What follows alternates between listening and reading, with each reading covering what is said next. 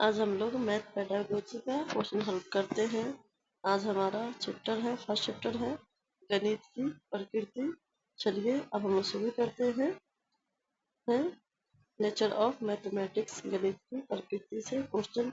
और हमारा जो भी क्वेश्चन हो रहा है वो टॉपिक वाइज हो रहा है।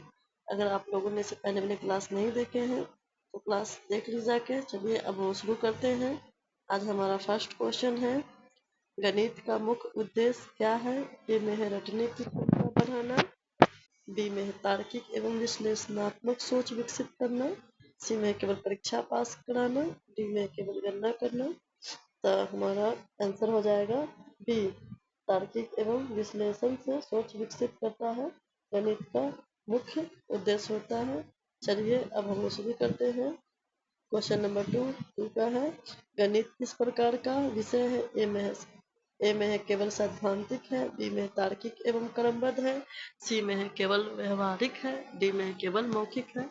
तो क्वेश्चन नंबर 2 का आंसर हो जाएगा बी, तार्किक एवं क्रमबद्ध है गणित का प्रकार। चलिए अब हम शुरू करते हैं। क्वेश्चन नंबर थ्री में है गणित में सत्य की पुष्टि किस आधार पर होती है। ए में अनुमान के आधार पर, नहीं, अनुमान के आधार पर पुष्टि नहीं होगा।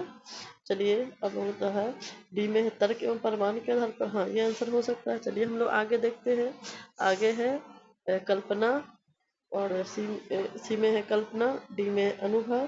तो क्वेश्चन नंबर 3 का आंसर हो जाएगा डी, तर्क एवं प्रमाण के आधार पर गणित की पुष्टि की जा सकती है। चलिए अब हम लोग देखते हैं क्वेश्चन नंबर 4 में है गणित की भाषा कैसी होती है। ए में अस्पष्ट, बी में है प्रतीकों एवं संकेतों पर आधारित, सी में है केवल मौखिक, डी में है साहित्य।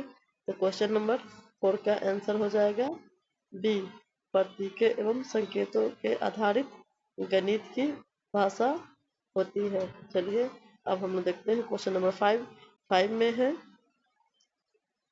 गणित के अध्ययन से कौन सा गुण विकसित होता है। ए में अंधविश्वास का, नहीं, अंधविश्वास का गुण कैसे विकसित होगा, तो ये हमारा आंसर नहीं होगा। बी में है तार्किक चिंतन, हाँ ये हो सकता है। चलिए हम लोग आगे देखते हैं। आगे सी में है भ्रम, नहीं, भ्रम से भी गुण विकसित नहीं होगा।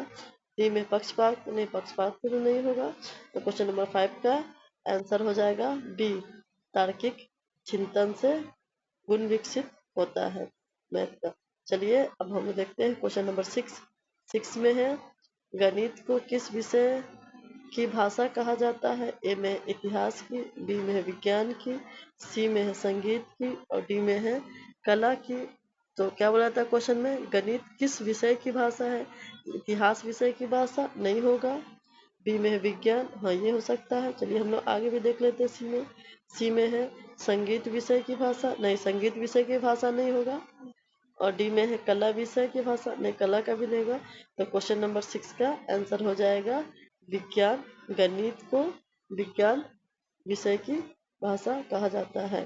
चलिए अब हम देखते हैं क्वेश्चन नंबर 7 में क्या है। 7 में है गणित की प्रकृति मुख्य कैसी मानी जाती है। ए में है व्यक्तिपरक, बी में वस्तुनिष्ठ, सी में है काल्पनिक, और डी में भावात्मक। यहाँ क्या पूछा गया है, गणित की प्रकृति कैसी मानी जाती है। तो गणित की प्रकृति मुख्यतः वस्तुनिष्ठ मानी जाती है। तो क्वेश्चन नंबर 7 का आंसर हो जाएगा बी। चलिए अब हम देखते हैं क्वेश्चन नंबर 8 में है गणित सीखने का सर्वोत्तम तरीका क्या है। ए में है केवल रटना, बी में है अभ्यास एवं समस्या समाधान, सी में है केवल पढ़ना, और डी में है केवल सुनना। तो क्वेश्चन नंबर 8 का आंसर हो जाएगा बी, अभ्यास एवं समस्या समाधान से ही गणित सीखने का सर्वोत्तम तरीका होता है। चलिए अब हम देखते हैं क्वेश्चन नंबर 9 में है गणित में त्रुटियों का विश्लेषण क्यों आवश्यक है। ए में है दंड देने के लिए, नहीं ये भी आंसर नहीं होगा। बी में सीखने में सुधार के लिए, हाँ चलिए ये हो सकता है। चलिए हम लोग आगे भी देख लेते हैं। और आगे है सी में है अंक काटने के लिए, नहीं, अंक काटने के लिए भी नहीं होगा हमारा आंसर होगा। और डी में है समय बिताने के लिए, नहीं, ये तो कोई मतलब ही नहीं इसका। तो चलिए क्वेश्चन नंबर 9 का आंसर हम लोग देखते क्या है। क्वेश्चन नंबर 9 का आंसर होगा बी, सीखने में सुधार के लिए गणित में त्रुटियों का विश्लेषण होता है। चलिए अब हम देखते हैं क्वेश्चन नंबर 10। 10 में है गणित का संबंध किससे है? ए में है केवल संख्याओं से, बी में है संख्याओं, आकृति एवं संबंधों से, सी में है केवल आकृतियों से, डी में है केवल मापन से। तो क्वेश्चन नंबर 10 का आंसर हो जाएगा बी, संख्याओं, आकृतियों एवं संबंधों से गणित का संबंध होता है। चलिए अब हम देखते हैं क्वेश्चन नंबर 11। 11 में है क्या है?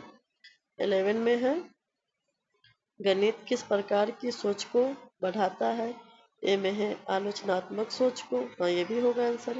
बी में है तार्किक सोच को, ये भी आंसर होगा। सी में है रचनात्मक सोच को, हाँ ये भी आंसर होगा हमारा। और डी में है उपरोक्त सभी को। तो क्वेश्चन नंबर 11 का आंसर हो जाएगा डी, उपरोक्त सभी को गणित प्रकार की सोच को बढ़ाता है। चलिए अब हम देखते हैं क्वेश्चन नंबर 12। 12 में है गणित का ज्ञान मुख्य रूप से किस पर आधारित है? ए में है प्रमाण पर, बी में है कल्पना पर, सी में है अनुमान पर और डी में है भाग पर। तो गणित का ज्ञान का मुख्य रूप से होता है प्रमाण पर। गणित को प्रमाण चाहिए और तर्क चाहिए। तो क्वेश्चन नंबर 12 का आंसर हो जाएगा ए।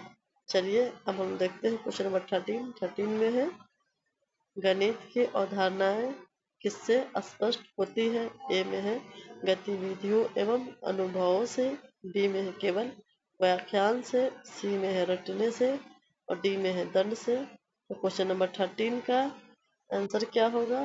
केवल व्याख्यान से गणित की अवधारणाएं स्पष्ट नहीं होती है और सी में है केवल रटने से भी स्पष्ट नहीं होती है और डी में दंड, दंड तो देना ही नहीं है।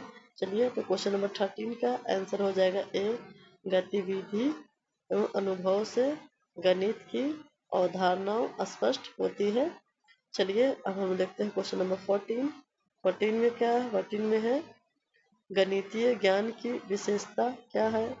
ए में है निश्चित एवं सार्वभौमिक, बी में अस्थायी, सी में परिवर्तनशील, डी में है कल्पना। तो क्वेश्चन नंबर 14 का आंसर हो जाएगा ए, निश्चित एवं सार्वभौमिक गणित ज्ञान की विशेषता होती है।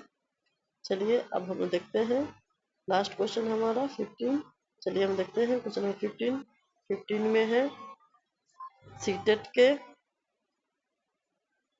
सीटेट के सीटेट के अनुसार गणित शिक्षण का मुख्य उद्देश्य क्या है? ए में सूत्र याद करना, बी में समस्या समाधान क्षमता विकसित करना, सी में है गृह कार्य देना और डी में परीक्षा कराना। तो क्वेश्चन नंबर 15 का आंसर हो जाएगा क्या है? बी, समस्या समाधान क्षमता विकसित होता है। सीटेट के अनुसार गणित शिक्षण का ये मुख्य उद्देश्य होता है। चलिए इस तरह हम लोगों ने 15 क्वेश्चन को सॉल्व किया है। हम उसका आंसर नीचे देख सकते हैं, ठीक है, और अपना आंसर देखकर मिला लीजिएगा कि मैथ पेडागोजी में हमारा कितना सही हुआ कितना गलत हुआ है। सबका आंसर नीचे में है। और हाँ, हमारे चैनल को आप लोग सब्सक्राइब कर लीजिए ताकि आगे का कोई भी क्लास हो तो वो क्लास आपसे नहीं छूटे। इससे पहले भी हमारा क्लास हो चुका है। अगर आप लोगों ने वो क्लास नहीं देखा है तो जाके क्लास देख सकते हो और हमारे वीडियो को लाइक करिए।